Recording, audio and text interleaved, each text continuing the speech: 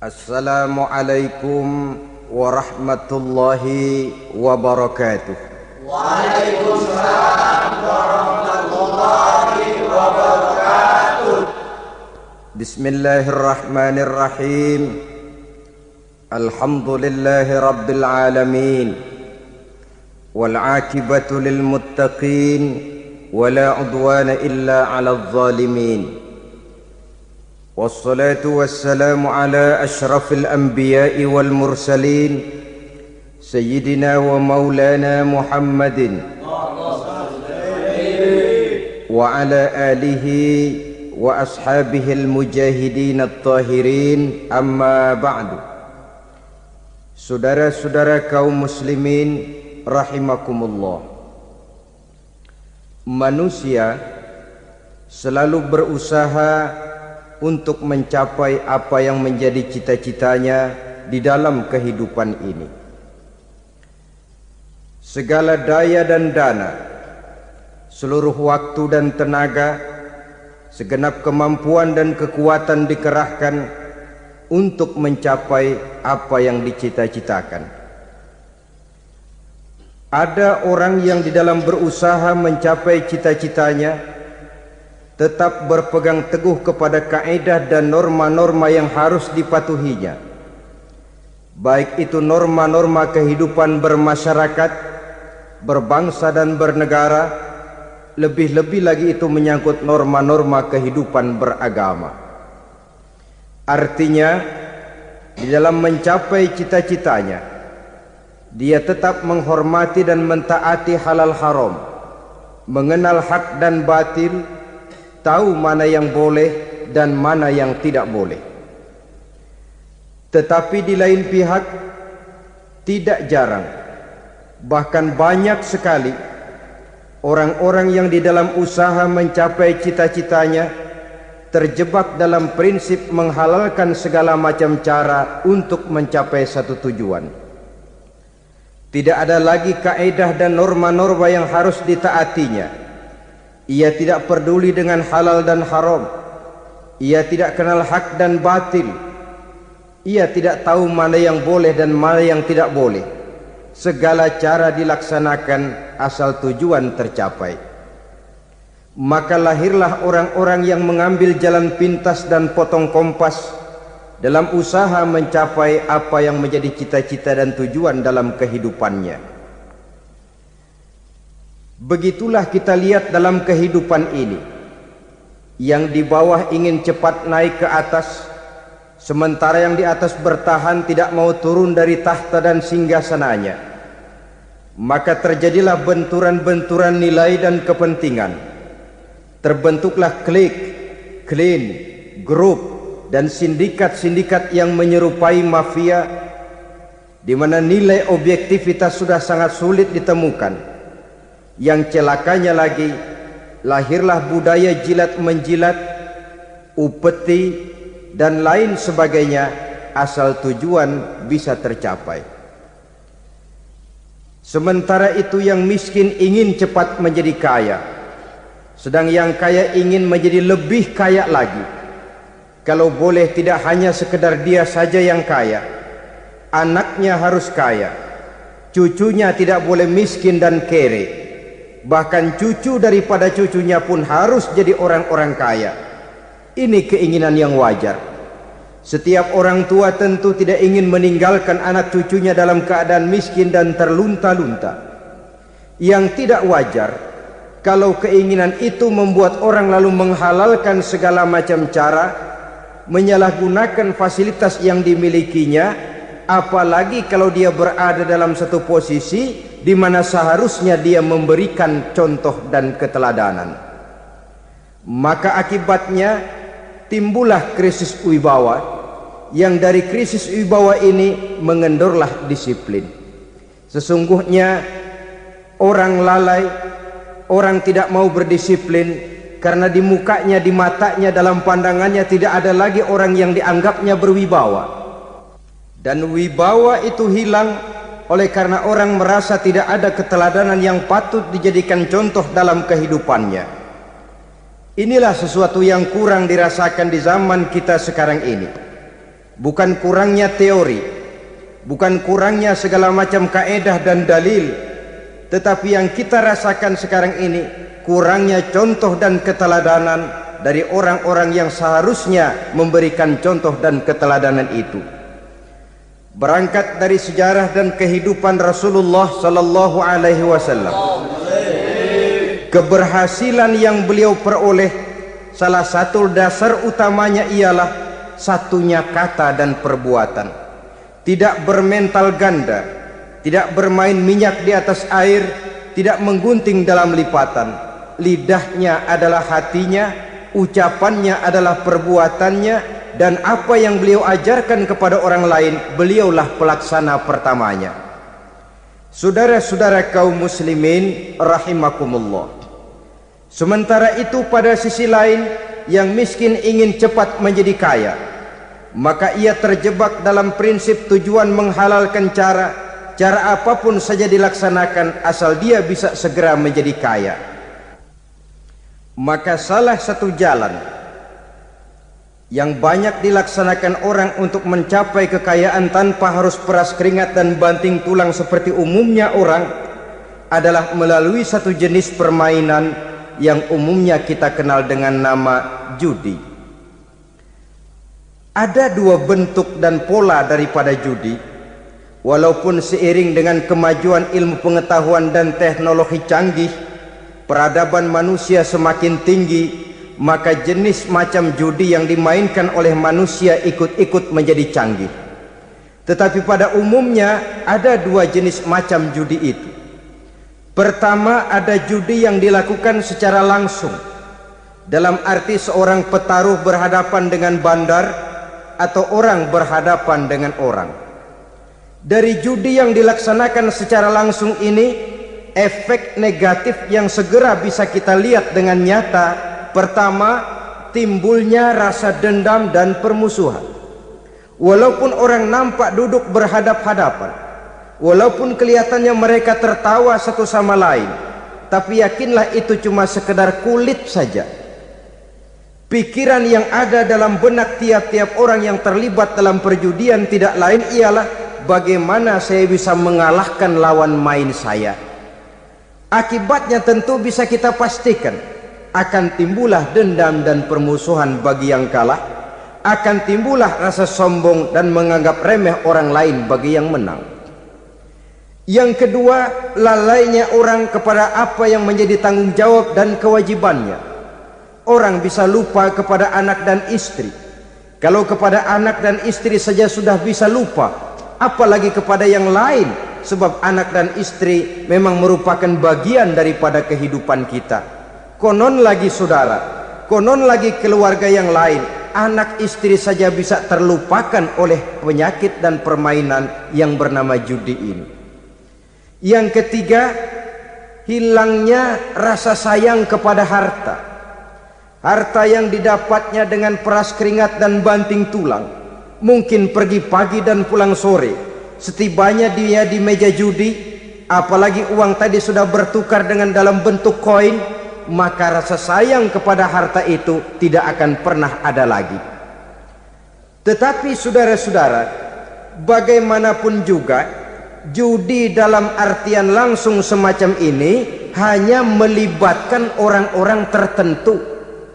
Artinya selektif. Ada judi yang lebih berbahaya daripada jenis ini, perjudian massal. Taruhlah roulette dan kasino itu judi. Tetapi judi jenis roulette dan kasino ini bahayanya hanya untuk orang-orang tertentu yang memang sudah mapan, kelompok elit. Masa iya bocah angon di kampung main roulette? Apa ia yang tinggal di pinggir kali kenal kasino? Ya entahlah kalau kasino Prambos ya. Dari judi massal semacam ini lahirlah penyakit yang dinamakan tulul amal. Tulul amal, orang yang terlalu panjang angan-angan. Bukan tidak boleh orang bercita-cita, sebab cita-cita itu perlu.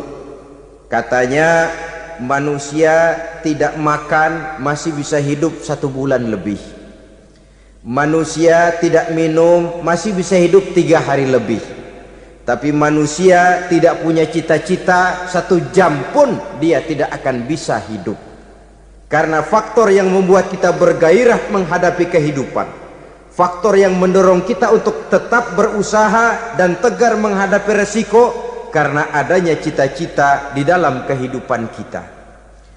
Tetapi cita-cita tanpa direalisir dengan usaha, cita-cita yang tidak berangkat dari kemampuan yang ada, pada akhirnya hanya akan merupakan cita-cita yang mengawang, tidak akan terwujud dalam kenyataan, dan akan membentuk manusia menjadi orang yang tulul amal, panjang angan-angan, terlalu muluk keinginan, tidak berangkat dari kemampuan dan kesanggupan yang ada pada dirinya sendiri.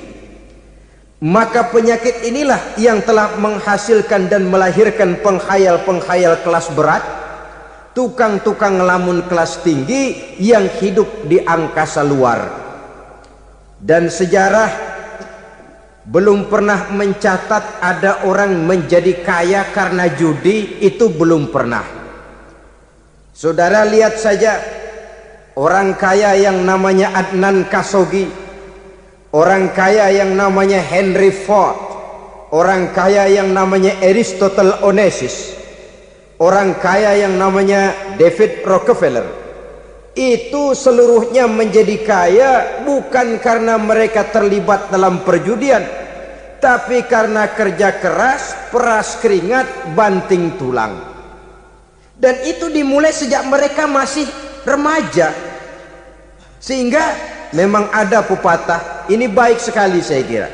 Berpikirlah kamu di waktu pagi, bekerjalah kamu di waktu siang, makanlah di waktu sore, dan tidurlah di waktu malam. Berpikir di waktu pagi artinya belajar di kala muda.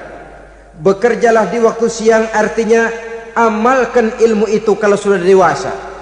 Makanlah di waktu sore, hari tua nanti tinggal menikmati hasilnya.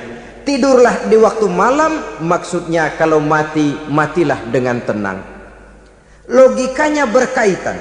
Kalau pagi kita tidak mau berpikir, nanti siang kita tidak akan bisa bekerja. Kalau siang kita tidak mau bekerja, nanti sore makan apa? Kalau sore kita tidak makan, alamat malam tidak bisa tidur. Itu logika. Kalau di kala remaja dan muda kita hanya santai saja, maka hari dewasa kita akan menghadapi hidup ini dengan penuh kebingungan. Kalau hari dewasa penuh dengan kebingungan, alamat hari tua terlunta-lunta. Kalau hari tua terlunta-lunta, kita tidak akan bisa mati dengan tenang meninggalkan alam fana ini. Saudara-saudara kaum muslimin rahimakumullah. Sehingga ada pepatah mengatakan, many a great man start as a newspaper boy, katanya. Banyak orang besar yang mulai pekerjaannya dengan menjual koran. Artinya berangkat dari A. Banyak pengusaha mobil yang memulai pekerjaannya dari tukang cuci mobil, tapi lalu bertahap dan tegar menghadapi kenyataan, sehingga proses demi proses dia hadapi dengan tegar, dengan tabah, dengan sabar, dengan ulet, sampai kepada membuahkan hasil. Kita ingin pintas, kayaknya mau, usahanya tidak mau, senengnya mau, peras keringatnya tidak mau. Ini tentunya akan melahirkan kontradiksi di dalam kehidupan. Maka dari jenis perjudian massal semacam ini lahirlah penyakit tulul amal, panjang angan-angan, terlalu muluk cita-cita.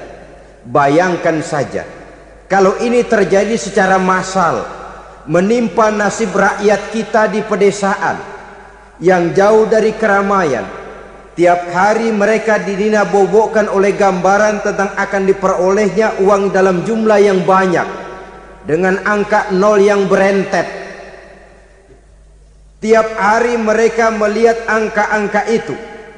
Mereka lambat laun akan terseret dalam arus tulul amal ini, panjang angan-angan, muluk cita-cita, hanya dengan mengandalkan meja perjudian. Akibatnya timbul penyakit yang kedua, yang ketiga, yaitu malas berusaha. Orang kalau sudah terlalu asik berkhayal, menghitung bintang di langit, malas berusaha. Kalau ada temannya kerja jadi buruh kasar, bawa hasil yang merupakan jerih payah dan peras keringat dia, satu minggu bergaji 10-15 ribu, diketawain. Apaan gaji lu 10 ribu 15 ribu, entar gua nih kalau ketembus 100 juta entar. Yang 10 ribu dan 15 ribu keringat orang itu dihina, itu dicela, tetapi dia selalu menghitung, entar nih gua, entarnya wallahu a'lam. Saudara hadirin yang saya muliakan, timbullah sikap malas. Padahal di tengah negara sedang membangun di berbagai bidang kehidupan, maka sifat malas ini merupakan musuh kita, baik mengejar kemiskinan, baik mengejar kebodohan dan keterbelakangan kita di sektor-sektor lainnya. Alangkah akan terganggunya roda pembangunan di negara kita ini jikalau sebagian besar rakyat dihinggapi oleh penyakit malas, yang malas ini dilatar belakangi oleh penyakit tulul amal, terlalu muluk angan-angan, yang angan-angan ini dininabobokan oleh keinginan untuk mendapatkan untung yang besar tanpa peras keringat dan banting tulang. Sasaran yang lebih jauh, dan ini yang paling kita khawatirkan, hancurnya kubu-kubu pertahanan moral daripada bangsa kita. Kita sependapat bahwa lebih penting daripada membangun jembatan adalah membangun manusia yang membangun jembatan. Bahwa lebih penting daripada mengaspal jalan raya adalah membangun mental manusia yang melaksanakan pengaspalan itu. Dengan kata lain, membangun dan mempersiapkan manusia pembangunan. Tanpa itu, maka saya merasa khawatir kalau nanti kita tidak akan sampai kepada target yang kita harapkan oleh karena kandas di tengah jalan.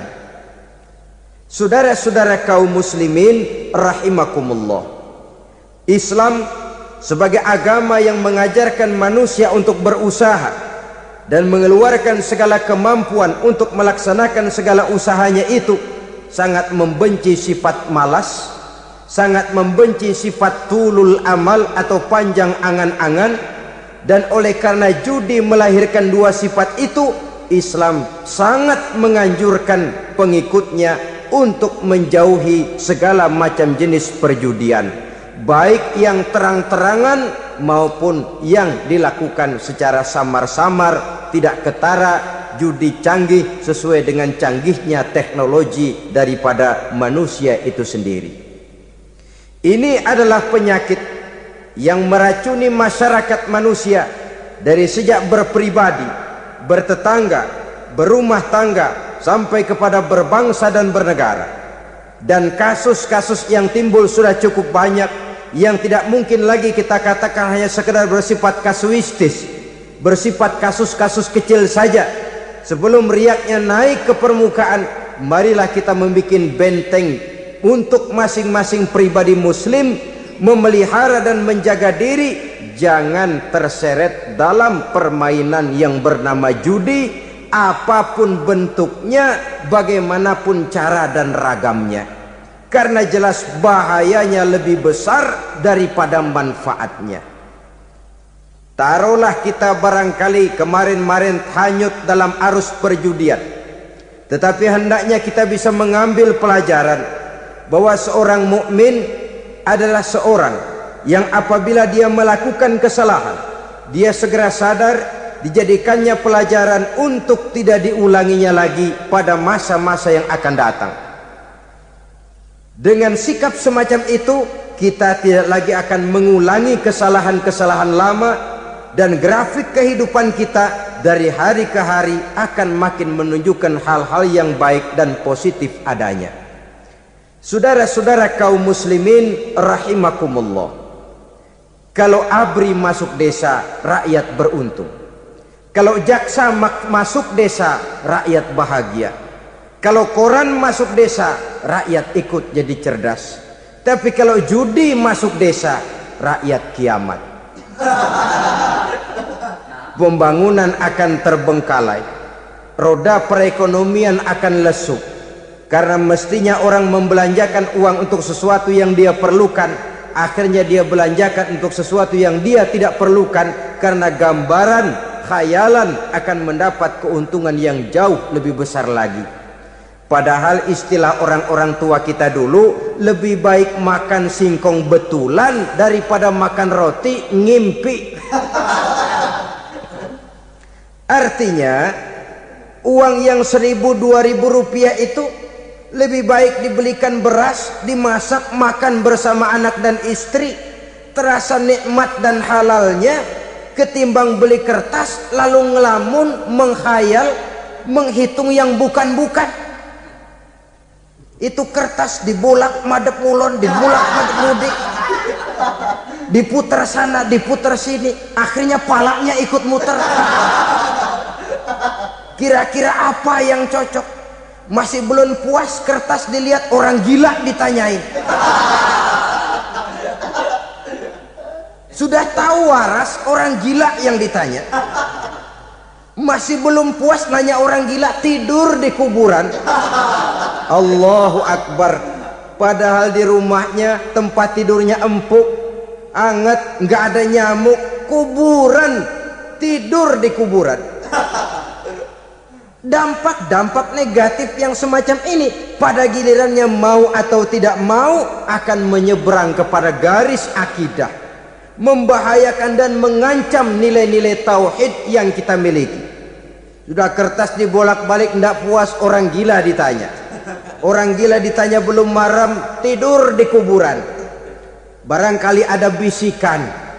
Saudara hadirin yang saya muliakan, memang walaupun wahyu sudah berhenti, tapi Allah masih memberikan ilham kepada hamba-hambanya yang dikehendakinya. Tetapi ilham itu bentuknya positif. Kalau saudara pagi-pagi berniat, tahu-tahu datang pikiran nanti malam mau ngaji, itu namanya ilham. Kalau saudara sedang merenung, tahu-tahu datang pikiran, saya mau sedekah, itu namanya ilham, bentuknya positif.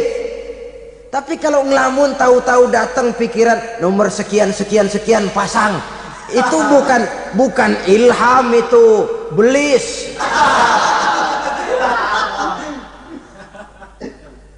Saudara hadirin yang saya muliakan, tidak puas tidur di kuburan, cari yang lebih paten lagi, dukun ditanya.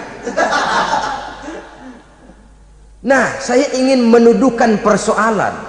Apa tidak boleh orang ziarah kubur? Apa tidak boleh orang pergi ke dukun? Ini dalam kaitannya dengan judi, karena ini penyakit yang sudah merajalela, mewabah di kalangan masyarakat kita di lapisan yang bawah ini. Saudara hadirin yang saya muliakan, ziarah kubur bukan saja boleh, malah dianjurkan oleh Nabi. Tetapi ziarah kubur yang dianjurkan oleh Nabi itu dengan tujuan pertama, agar orang ingat kepada mati. Kafa bil mauti wa'izah, kata Nabi. Cukup dengan mengingat mati menjadi pelajaran bagi kamu semua. Maka etikanya diajarkan, kalau saudara ziarah kubur, sampai di depan pintu kubur itu kan, Assalamualaikum ya ahlal kubur wa inna insyaallahu bikum lahikun. Kami satu saat insya Allah pasti akan menyusul kamu. Kalau kamu sekarang berbaring di sini, satu saat kami akan berbaring di sini. Ziarah kubur mengingatkan orang kepada mati. Orang yang ingat kepada mati, gaya hidupnya lain dengan orang yang tidak ingat mati. Nah, orang kalau nggak ingat mati, gaya hidupnya nggak terkontrol. Kalau dia berkuasa, Fir'aun, itu nggak ingat mati. Kalau dia kaya, Korun, Sudah gambarannya nggak merupakan gambaran-gambaran yang baik. Orang yang ingat mati, dia berkuasa, dia berlaku adil. Satu saat saya akan mati dan ini akan dimintakan pertanggungan jawab. Orang kaya ingat mati, dia akan jadi pemurah. Kenapa? Kalau saya diberikan ilmu, pertanyaan akhirat cuma satu, ilmumu kau amalkan untuk apa? Kalau saya diberikan umur panjang, pertanyaan akhirat cuma satu, umurmu kau habiskan di mana? Tapi jikalau saya diberikan harta, pertanyaan akhirat ada dua, hartamu kau dapat dari mana, kau belanjakan kemana? Depannya ditanya, belakangnya ditanya, dapat dari mana, dibelanjain kemana? Sebab dua-duanya berkaitan dengan kegiatan.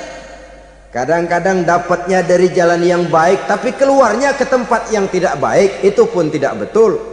Atau dapatnya dari yang tidak baik tapi dibelanjakan untuk yang baik, itu pun tidak bisa diterima. Oleh karenanya, dengan mengingat mati, gaya hidup seseorang jadi terkontrol karenanya. Yang kedua, dianjurkan kita untuk berziarah kubur itu mendoakan orang-orang yang sudah meninggal. Mal mayyitu fi qabrihi illa kal gharikil mutaghawis, kata Nabi. Orang yang sudah meninggal itu di alam barzakhnya adalah seperti orang yang tenggelam di lautan, menunggu doa dari keluarganya yang masih hidup. Apakah itu anaknya, kemenakannya, cucunya, dan lain sebagainya. Adapun yang kalau kita ziarahi itu kuburnya orang-orang yang kita tahu merupakan orang soleh, orang yang berjiwa bersih, yang kita kenal ketakwaannya kepada Allah Subhanahu wa ta'ala, tidak ada salahnya kita bertabarruk, asal jangan dengan satu keyakinan bahwa dia secara mandiri bisa mendoakan kita. Dia hanya bisa melakukan itu hanya dengan izin Allah. Nah, umumnya orang kalau sudah ziarah ke kubur-kubur keramat itu, Allahnya kelupaan. Itu yang dikhawatirkan merusak dan mengganggu akidah. Sehingga di awal-awal perkembangan Islam, Nabi pernah melarang orang ziarah kubur itu. Ini bisa kita simak dari hadis, kuntu nahaitukum an ziyaratil qabri fazuruha. Dahulu aku pernah melarang kamu untuk ziarah kubur, adapun sekarang kalau mau ziarah, ziarahlah kamu. Kata-kata dulu aku pernah melarang kamu itu menggambarkan bahwa pada permulaan perkembangan Islam, nilai keimanan para sahabat masih rapuh, masih lemah, masih memerlukan pembinaan.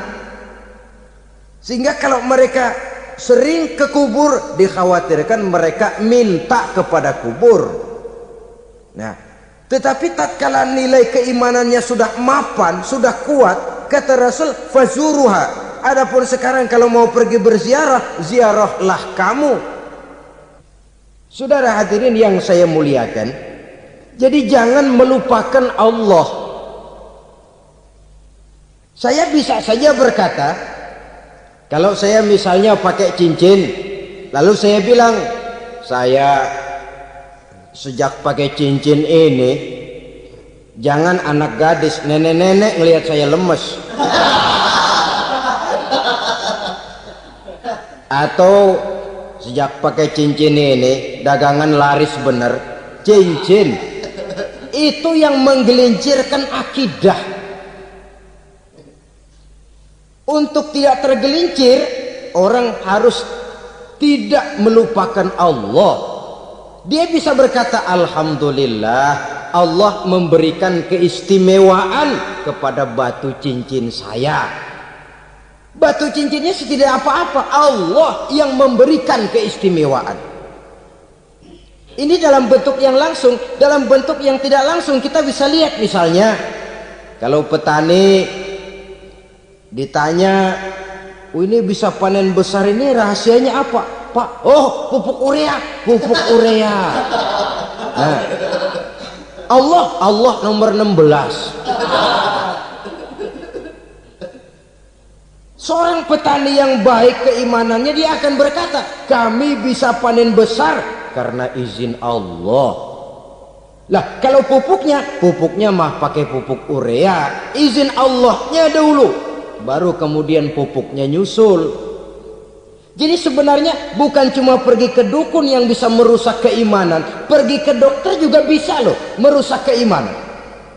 Kalau berkeyakinan bahwa dokter itulah yang memberikan sembuh, kenapa akidah saudara tidak tergelincir karenanya?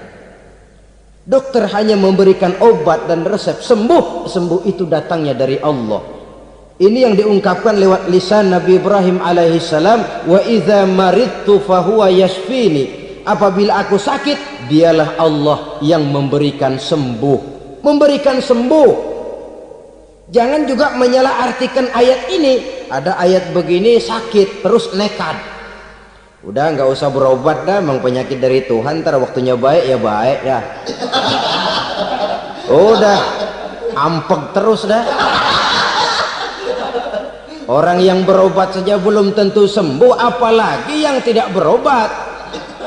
Sama juga orang nggak sembahyang kita ajakin ngotot, lu juga yang sembahyang belum tentu masuk surga katanya. Lah yang sembahyang belum tentu masuk surga, bagaimana cengoran lu yang nggak sembahyang?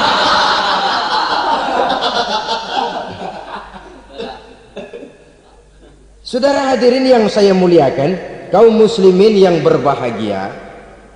Jadi dengan demikian, maka jangan menghilangkan Allah. Kita, ajaran pokok dalam Islam adalah ajaran tentang tauhid. Nah, tauhid ini menyangkut mengesahkan Allah, baik di dalam zatnya, baik di dalam sifatnya, baik di dalam perbuatannya, baik di dalam beribadah kepadanya. Tauhid dalam ibadah itu ada.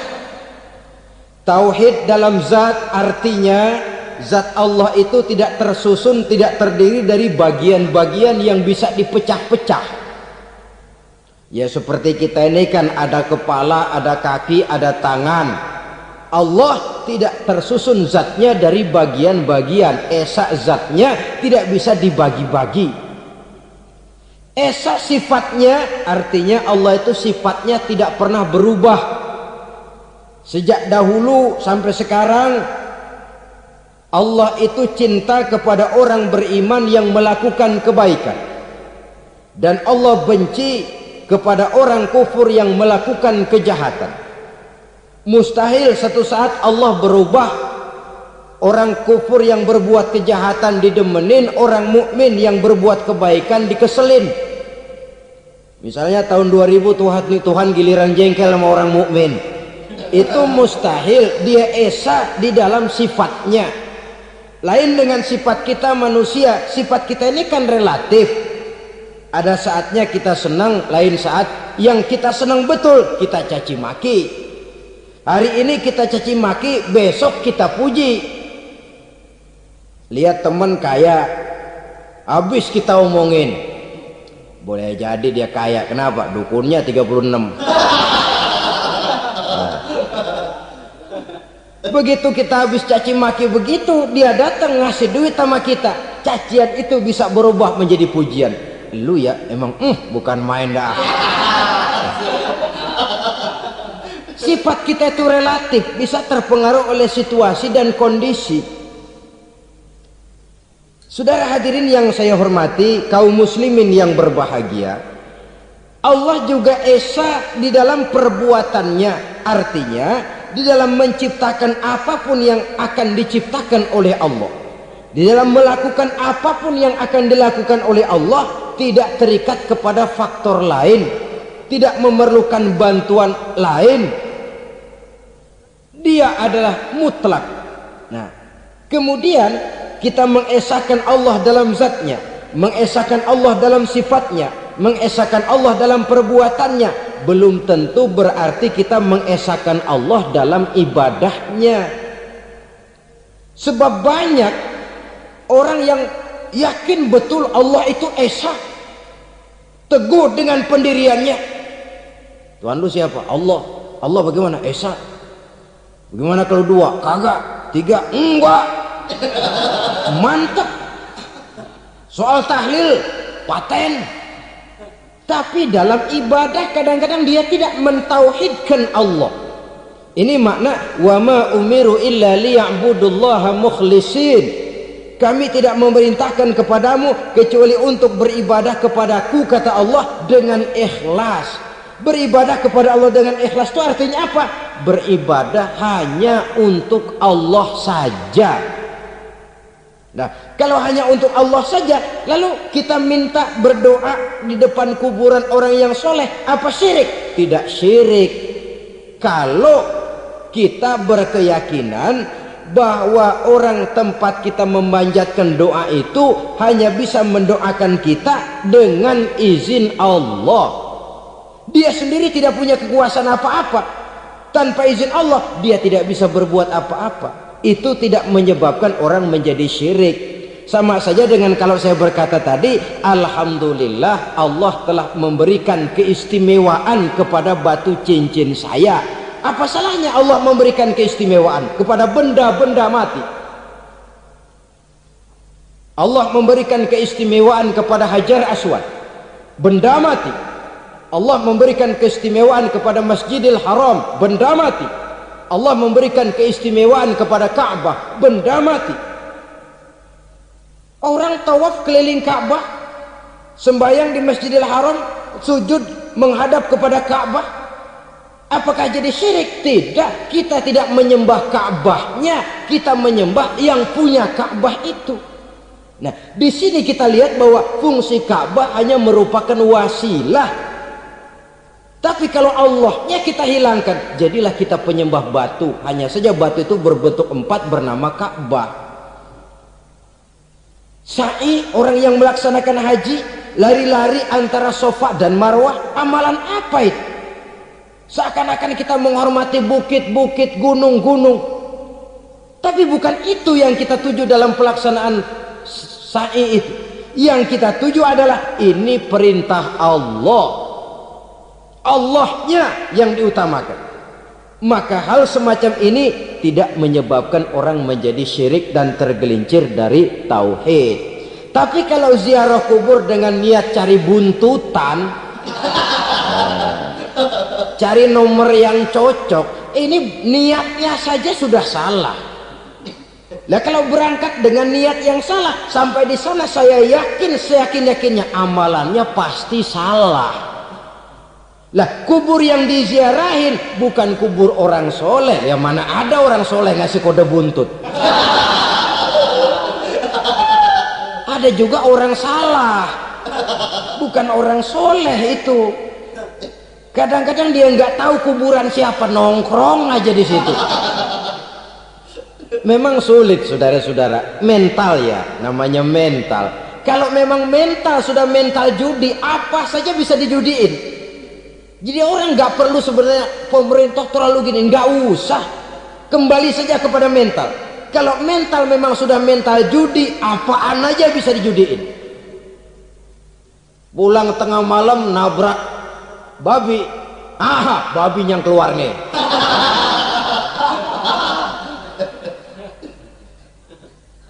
Mobil lewat, nomornya bisa dijudiin. Bajai lewat, bajai bisa dijudiin. Mental. Kalau memang mental sudah mental judi, apapun saja bisa dijudikan. Saudara hadirin yang saya muliakan, lalu bagaimana dengan dukun? Ya, saudara hadirin, pergi ke dukun hakikatnya sama dengan pergi ke dokter. Orang berusaha melaksanakan yang namanya syariat, hakikatnya kembalikan kepada Allah. Syariatnya kita laksanakan. Tetapi, nah ini tetapi, yang pertama saudara harus tahu betul dukunnya itu bayang apa enggak, agamanya kuat apa enggak. Sebab ya tentu tidak ada dukun yang jelek, karena pada umumnya penyakit dukun itu kan nyohor, iklan lewat koleha-kolehanya. Kita bisul kecil datang, kata dukun, ah ini si kecil kemarin bisul kayak kelapa 5 menit baik. 5 menit padahal kemarin kagak ada yang datang. Diolah sedemikian rupa supaya orang mantap. Jadi jangan asal sembarangan. Kadang-kadang lihat potongan dukunnya aja kita ngeri. Mukanya sudah kremot, nggak pernah tersentuh air wudhu. Jangankan air wudhu, mandi aja jarang. Yang kayak begini yang dipegang mati-matian, yang dipercayai habis-habisan, akan kita kemanakan tauhid kita ini? Apalagi kalau perginya sudah dengan niat mencari nomor yang jitu. Itu saya katakan lagi tadi, berangkat saja sudah dengan niat yang salah. Orang berusaha silahkan. Sama juga kita ke dokter.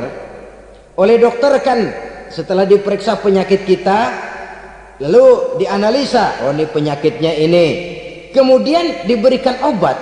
Lah obat itu kan tentu ada aturan minumnya tuh. Yang kapsul ini sehari 3 kali, yang tablet ini sehari 2 kali. Kalau kita minumnya kelebihan, overdosis namanya. Saking pengen cepet baik, sekali minum 10 tablet. Ya memang nggak sakit-sakit lagi, tapi nggak hidup sudah. Habis. Kita pun dalam melaksanakan amalan hidup beragama begitu. Saudara datang kepada kiai, orang-orang soleh, meminta amalan, wiridan, itu jangan sampai overdosis. Tidak sesuai dengan kemampuan pribadi. Wong masih SD sudah minta matematika kelas SMP, celeng. Baru SMP sudah minta diajarkan filsafat kelas perguruan tinggi, semaput. Kenapa? Daya tampungnya nggak kuat. Emang ukuran secangkir, minta di sini seember, ya luber. Lebihnya nggak cukup. Kenapa? Yang diberikan, yang diamalkan tidak sesuai dengan makomnya, tidak sesuai dengan kemampuan yang ada pada dirinya. Saudara hadirin yang saya muliakan, akhirnya apa? Mencelakakan dirinya sendiri, ngawur.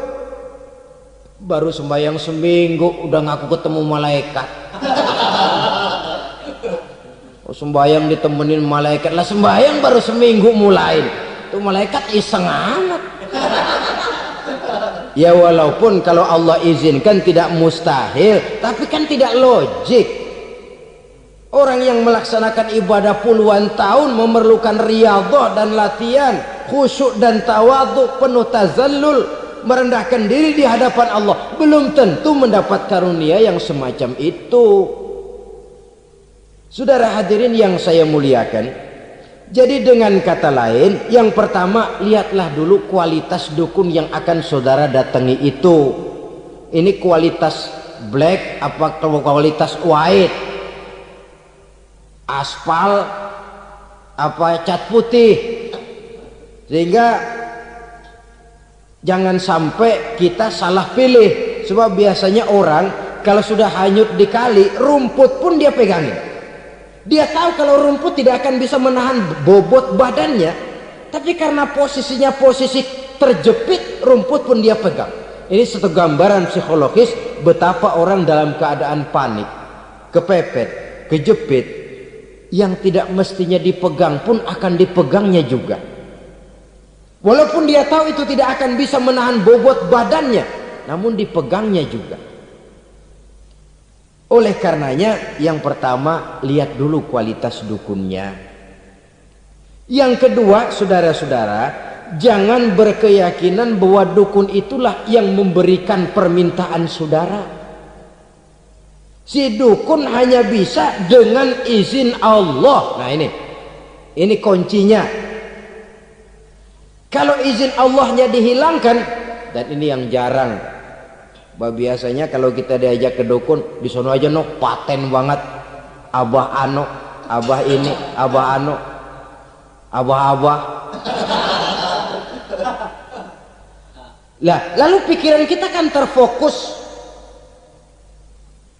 Dikala itulah kita mulai menyampingkan Allah. Di situ yang dikhawatirkan nilai tauhid kita jadi tergoyah karenanya.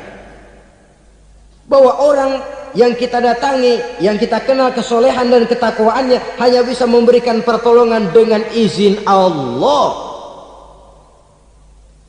Dengan izin Allah dia doakan kita dan doanya kabul. Dengan izin Allah dia penuhi hajat kita dan hajat kita jadi terlaksana, jadi kenyataan dengan izin Allah. Sebab Allah itu memberikan keistimewaan. Ada waktu istimewa, ada tempat istimewa, ada jam istimewa. Kenapa sih sedekah hari Jumat dengan sedekah hari Kamis pahalanya kok lebih besar hari Jumat? Karena itu waktu istimewa. Kenapa untuk sembahyang sunnah dianjurkan sepertiga malam yang terakhir? Karena itu waktu istimewa. Kenapa doa di multazam, di dekat Hajar Aswad, di Hijr Ismail, di Raudhah dikabulkan Allah? Karena itu tempat istimewa. Memang kadang-kadang ada orang berkata, kalau mau berdoa kenapa mesti di kuburan wali? Di rumah juga berdoa, Tuhan dengar. Betul, Tuhan dengar, bahkan tidak berdoa pun Allah tahu isi hati kita. Tapi soal dikabulkan atau tidak itu hak Allah. Dan Allah memberikan fasilitas kepada tempat-tempat tertentu dan istimewa. Dan itu diajarkan oleh Nabi. Di Raudhah perbanyak doa. Kenapa? Itu tempat yang mustajabah. Artinya Allah memberikan keistimewaan kepada tempat-tempat tertentu. Dalam konteksnya dengan ini, makom para aulia, para wali, para ulama soleh, tidak ada salahnya kita berdoa di sana, bertawassul, bukan meminta kepada si kiai, bukan meminta kepada si ulama, bukan meminta kepada si wali, meminta kepada Allah melalui tempat yang orangnya kita yakin dekat dengan Allah. Walaupun Allah tidak memerlukan perantara, itu jelas. Allah tidak memerlukan calo, memang, tapi Allah menyediakan waktu dan tempat-tempat istimewa. Itu harus kita manfaatkan untuk mendekatkan diri dan berdoa kepadanya. Saudara-saudara kaum muslimin rahimakumullah, saya kembali dalam konteksnya dengan dukun yang akhir-akhir ini jadi populer karena merajalelanya judi sampai kepada desa-desa, pedesaan-pedesaan terpencil, yang akibatnya menjauhkan orang dari nilai tauhid. Padahal benar kalau orang berkata kadzabal munajjimun walau sodaku, tukang-tukang ramal itu bohong walaupun benar. Kalaupun betul, kebetulan. Itu maksudnya bohong walaupun betul, betulnya betul kebetulan. Maka para remaja itu biasanya gemar kepada membaca bintang Anda minggu ini, kan begitu toh? Nah, apa Aries, apa Virgo, apa Leo dan sebagainya, dan itu memang menarik untuk dibaca. Rezeki sebelah kulon, asmara anget. Saudara hadirin, hal yang semacam ini boleh saja untuk dibaca, tapi tidak untuk diyakini kebenarannya. Boleh saja untuk dibaca, tapi tidak untuk diyakini kebenarannya. Karena meyakini kebenarannya sama saja dengan mendahului Allah. Dan itu bisa menggelincirkan nilai-nilai tauhid kita. Tauhid dalam ibadah saya katakan tadi, menyembah hanya kepada Allah, bermohon hanya kepada Allah dengan menggunakan fasilitas-fasilitas yang disediakan oleh Allah, baik berupa waktu maupun tempat-tempat tertentu dan orang-orang. Ya, kalau waktu dan tempat saja ada yang diberikan keistimewaan oleh Allah, padahal tempat itu benda mati, apalagi manusia yang merupakan makhluk hidup. Saudara hadirin yang saya muliakan, saudara-saudara kaum muslimin yang berbahagia, sehingga dengan demikian kita tetap menjaga nilai-nilai akidah, dan dengan ini syariat kita laksanakan tanpa membuang hakikat. Sebab hakikat tanpa syariat itu kosong, syariat tanpa hakikat juga tidak ada tujuan. Yang penting hati bersih, nggak sembahyang nggak apa-apa. Mana bisa begitu mas? Kalau memang hati bersih nggak usah sembahyang nggak apa-apa. Nabi Muhammad dulu berhenti dong sembahyang. Sebab beliau orang yang hatinya paling bersih. Nah, orang yang hatinya paling bersih saja sembahyang yang nggak berhenti, masa kita lalu mau berhenti? Yang penting kan kita bisa dekat dengan Allah melalui perasaan, banyak-banyak ingat. Apa itu sembahyang? Macam-macam. Itu hakikat saja tanpa syariat ia tidak bisa. Syariat saja tanpa hakikat juga gerak lahir yang tanpa roh namanya. Kita melakukan sholat tapi kita tidak tahu untuk apa kita sholat dan kenapa kita sholat dan siapa yang kita sembah di dalam kita sholat. Sehingga dengan demikian keduanya tidak bisa terpisahkan satu sama lain. Seperti halnya kulit dan isi. Barangkali pernah saya ingatkan, kulit penting, isi pun juga penting. Hakikat penting, syariat juga penting. Dan kita jangan salah mengartikan terjebak dalam ucapan-ucapan yang masih memerlukan penafsiran. Sehingga lalu kita cenderung mendiskreditkan dan menjelekkan para wali. Misalnya ada ucapannya Syekh Abdul Qadir Jailani yang berkata begini, barang siapa yang masuk ke rumahku lalu ia memakan makananku, maka ia akan masuk surga. Ini kalau ucapan ini dipahami secara apa adanya, ya jelas orang bisa tergelincir. Tapi kalau ditafsirkan secara betul, siapa yang masuk ke dalam rumahku? Di mana rumah Syekh Abdul Qadir? Di mana umumnya rumah para wali? Di masjid. Jadi siapa yang masuk ke dalam rumahku? Masjid. Lah kalau sudah di dalam masjid, makanannya apa? Getuk. Tentu saja tidak. Kalau sudah di masjid itu ya makanannya ya wirid, zikir, tahajud, baca Quran, paling kurang iktikaf. Jadi siapa yang masuk ke masjid lalu dia sujud, wirid, zikir, ya jelas saja surga. Jangan membaca ucapan ini dan terus rame-rame nyari bekas rumah Syekh Abdul Qadir. Rame-rame masuk ya rumah kecil. Saudara hadirin, kita terlalu terpaku kepada materi ucapan dan melupakan filsafat daripada ucapan itu sendiri. Dalam kondisi yang sedemikian sangat boleh jadi orang lalu tergelincir karenanya. Oleh karena itulah saudara-saudara, saya kembali kepada satu prinsip, bahwa sebenarnya dengan tidak perlu menyalahkan pihak-pihak lain, mari kita kembali kepada sikap mental kita sebagai muslim. Kalau mental memang sudah mental penjudi, apapun bisa dijudikan. Tapi kalau mental itu tidak ada, walaupun di kiri kanan dan depan belakang banyak dibuka tempat-tempat perjudian, saya yakin kita akan mampu menahan dan menjaga diri.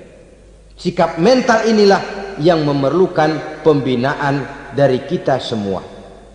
Sehingga dengan demikian kita akan menjadi pribadi-pribadi yang bisa bertahan dari segala gempuran-gempuran yang datang dari luar karena adanya prinsip ketahanan mental itu tadi. Sekali lagi saya ingatkan bahwa judi selamanya tidak akan pernah mendatangkan kebahagiaan. Judi tidak akan membuat orang menjadi kaya. Judi tidak akan membuat orang makin akrab berteman dan bersaudara.